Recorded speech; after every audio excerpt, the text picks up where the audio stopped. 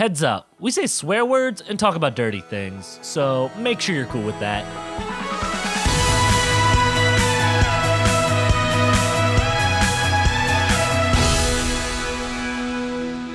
Alex, I have something to tell you. I know this might be hard to believe, but this whole time I've been a podcaster. But I don't know if I believe you. I'm sorry. It's just a little too ridiculous to understand. I know it's a lot to take in right now. Can you show me some proof? Can you cast a pod? I can watch dumb anime shows and talk about it. Okay, can we do that right now? Let's go. Let's do it right now. We're already there. Oh. That's how good I am. So guys, we watched episodes 3 and 4 of Haruhi. Actually, the only reason I said that because I will butcher that last name because I forgot it. Haruhi Suzumiya. Yes. Suzumiya Suzuki. Beep beep. The prestigious Sazazuzu clan. Suzaku. Quite frankly, I am having a hard time placing myself with the show because like I'll start being like, okay, yeah, I can see how this is like the tent pole for some other, slice of life genre things, and then it goes and does things like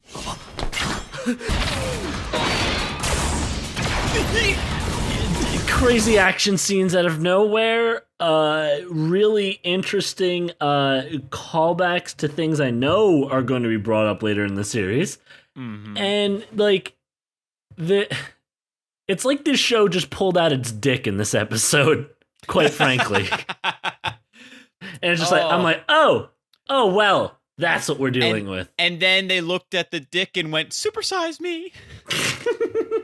The reason I was really stilted last week, I couldn't dispense any information or opinions because the crux of the show is in episode 3, where we go, hey, so Haruhi's god. Yeah, nailed it. 3 years ago, something happened, and now Nagato was born.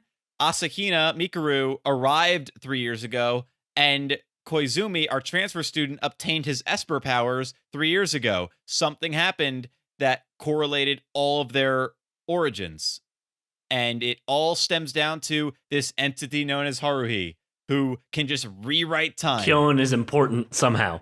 He is the key. To everyone's chagrin, completely normal. Yeah, I'm starting to think he's actually the only normal person in this show. Wait, no, except his little sister. His little sister's definitely normal. Oh, no, she's not real. That's a data construct. God damn it. Actually, none of this is real. Who's gonna pick up the phone? Kyon lives in a bad anime series, and he's the only good character. No, I'm kidding. Oh my god. All right. So, I actually want to leapfrog off that into jumping a little bit into 3. Yeah, go ahead. Our explanation of was it Mikuru? So we get her explanation of how she's actually a time traveler. And to explain that, she says, well, it's like animation. I'm just like the extra frame in the bit. And like, because they're actually playing with the animation at that moment, I'm just like, wow, this moment is like really meta. Like, I don't think I've ever heard an anime besides like Gintama talking about its own frames of animation.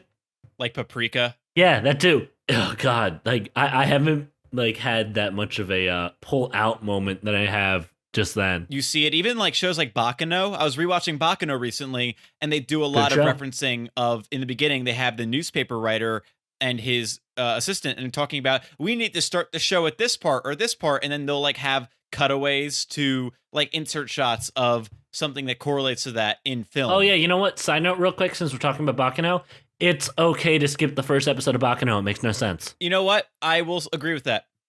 That's what I did in my first watching, and I do not regret it. And the really fun part is to go back and watch it after you're done the series. And then you get most of it. You're like, wow, this was neat. Who's that girl with the lance? Doesn't matter. So, Mikuru is a time traveler, came from a time plane. We couldn't tell you which time plane. Yep. That's classified information, and right, don't worry. Hold up. There is a thing I want to talk to about that scene as well. One more thing I forgot. They just, like, fade out the audio at a certain point, and they're just like, yeah, you know how this time travel bullshit goes. Like, They're literally addressing to the audience like, yeah, she's a time traveler and there's like an organization.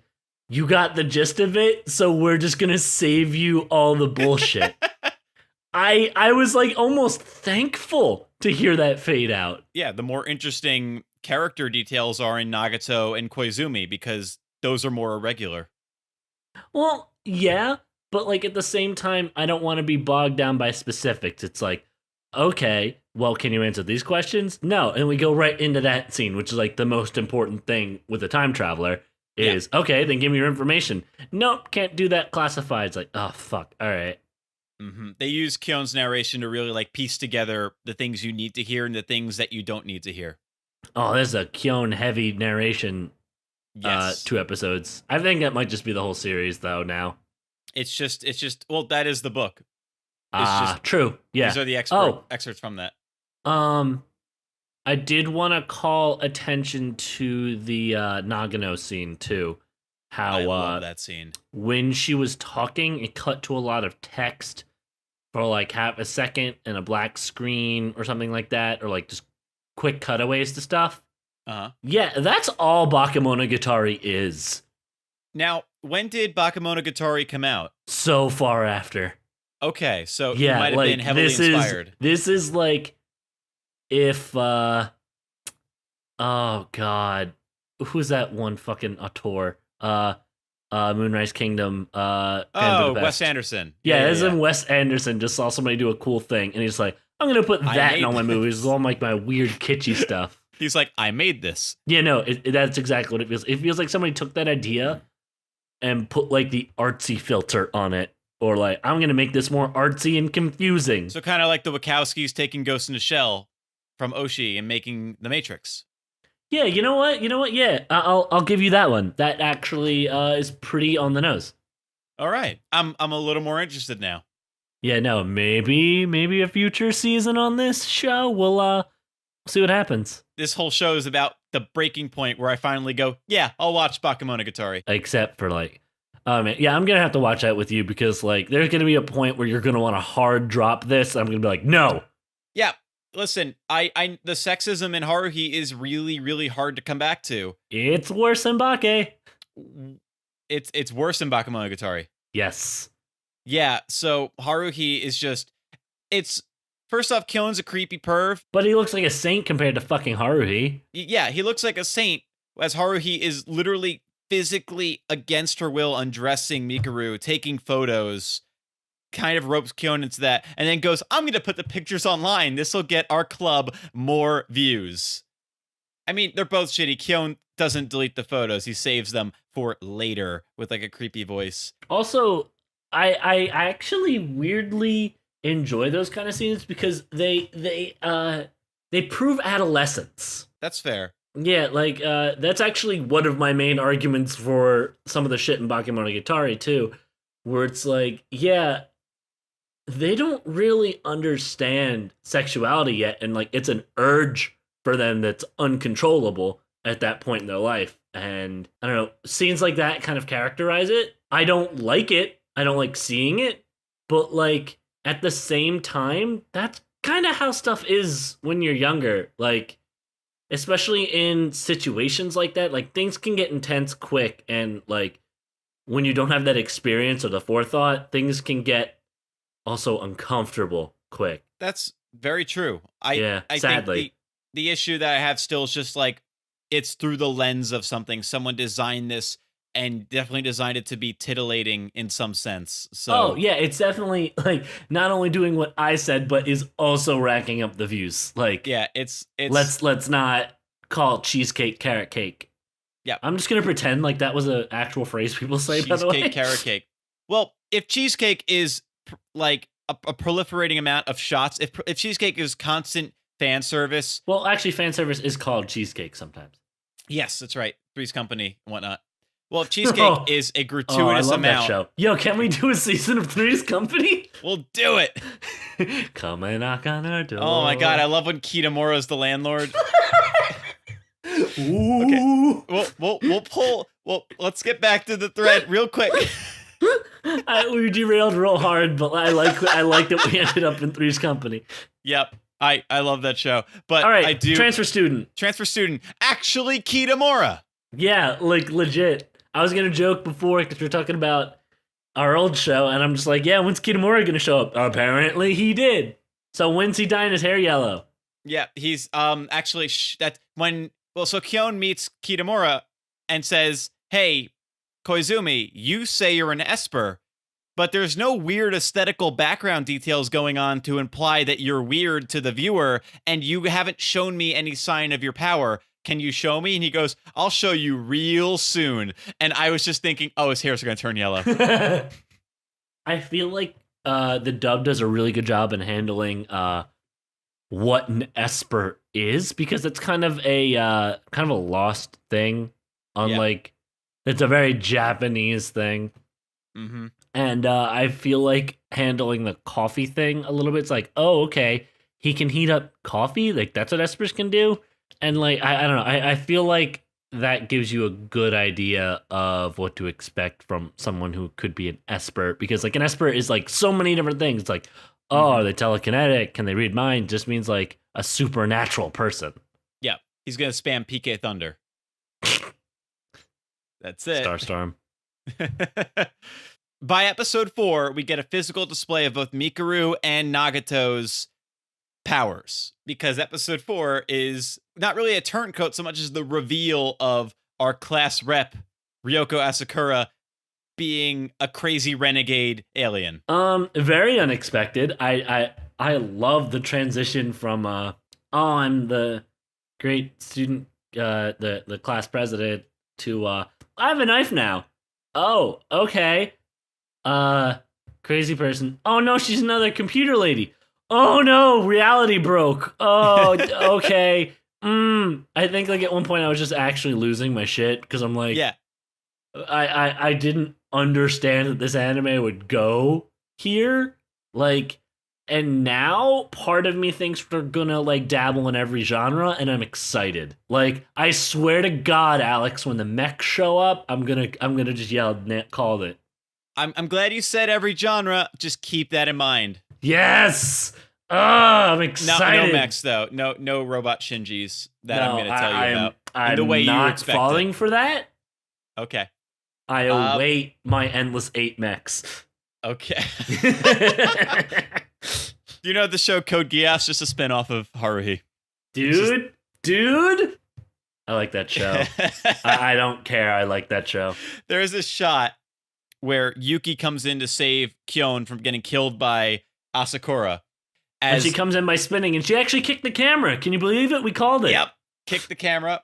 There's a part where she gets stabbed with light beams that are made up of the data that was the classroom desks. I think that was a really funny moment for me. Like, and it really shouldn't have been. Like, she pulls this pipe out of her and throws it down, and it becomes a chair. And I'm just like, what? Oh, actually, yeah. It wasn't the data of the desk. It was her returning stuff to as it should be. Because Nagato wants things to be balanced. They don't want to interfere with Haruhi and cause the disruptance. But Asakura's just like, I want to see her get mad. I'm going to kill you. What year was this again? 2006 or 7. Okay, so yeah, all right. It was it was impressive, the visual effects. Like I've seen a lot of action stuff from them. Kind of an action buff, and this is a really good job. Like I was expecting, like, when someone shows up with a knife in a slice of life thing, I'm like, oh great, we're gonna get like 2 shots of them like taking a menacing step forward, and it's gonna be it. It's like, oh no, we're throwing shit in each other, and fucking what's her name is just like aura-ing really hard. Yep. It's the Amana Detail. It's like a lot of shows would use inserts. Like there's one insert when Kyon goes, why? He actually just goes naze, which is weird. But they cut to like etched in details on the wall. And like that's what you would see in most shows without such a budget. But Kyoto Animation threw money behind this. And yeah, definitely. Like everyone's down to the lip details, the hair movement, the shift in feet. And when the aliens are talking really fast, like it's not just like blah, blah, blah. It's actually like the mouth is moving at incredibly different flaps. It's super cool. and it is the moment where Kyon goes, "I experienced real danger. All right, I believe it." And then he runs into future Mikuru. Oh yeah, that's actually a pretty good scene. I wasn't expecting that, and at first, my first thought was, "Oh fuck, she's the teacher. Are you fucking serious, Alex?" I thought that's who you thought the teacher was in the opening. Oh no, there's like an older girl with like bluish hair, I believe, that who I think is the teacher, but I can't be too sure. So the future scene I actually really like a lot because I don't know, it was actually what I was talking about before in the first part where I was like, oh, she doesn't really have a lot of confidence. She's kind of like meek, but future version not so meek. In fact, she just straight up just unbuttons her blouse in front of Kyon. Hey, Kyon, check out this mole on my... Oh, wait, I didn't show you that yet? Oh, ignore that. Moving on. She doesn't, like, get caught up on it, so... Moving on. Do you know Snow White? Yeah. Yeah? All right, bye. Yep. I have to tell you one thing, and it's Snow White. You mean can I get any more information? And all that? Yeah. Just remember that when Haruhi does dumb thing. Bye. Okay. But wait. I have the most important question in the world for you. How old are you now? It's a secret, Desu! That's gonna get old really quick. Besides all the little forced stuff like this episodes 3 and 4 do wonders to pull you in. Oh my god, yeah. I was actually really mad when the episode ended. I was like, God damn it, Alex, why do you only do 2 episodes? Yep. Each episode feels like 40 minutes because you get so much information, and we didn't even cover like the actual A-plots of the episode 3 where it's just like Haruhi's looking for weird things around the town because the big moments, they hit hard. Yeah. There are a couple of random scenes I do want to mention. Okay. So when we have our Othello scene with oh my god, I'm forgetting all these names. Yuki's the alien. Yeah. Yuki Nagato. Okay, yeah, no. Yuki and Time Travel Girl. Mikuru Asahina. Yeah, when they do their game together, she has this weird look at the board. And then when this transfer student comes in, she trips on it. I think it was on purpose, and I have no idea why.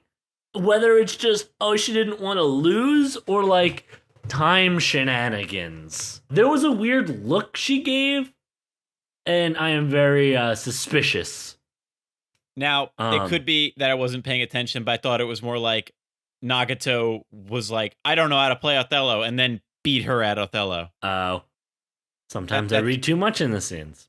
I love your theory because Mikuru, Nagato can't tell us. Nagato tells everyone what she's able to tell. Koizumi can't physically display his powers unless it's a certain set of circumstances. Mikuru is the only one that actually has power over her secrets and refuses to say anything. True. So she is the biggest enigma besides Haruhi, and now Kyon? So there's a theory. Okay, wait. Can I do my other scene real quick? Because I feel please. like I'm going to be really interested in this and forget the other thing. Steamroll over me. So I really enjoyed the scenes where they picked the toothpicks for the second time.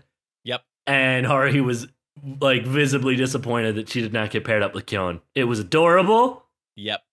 And I loved it. Now go on.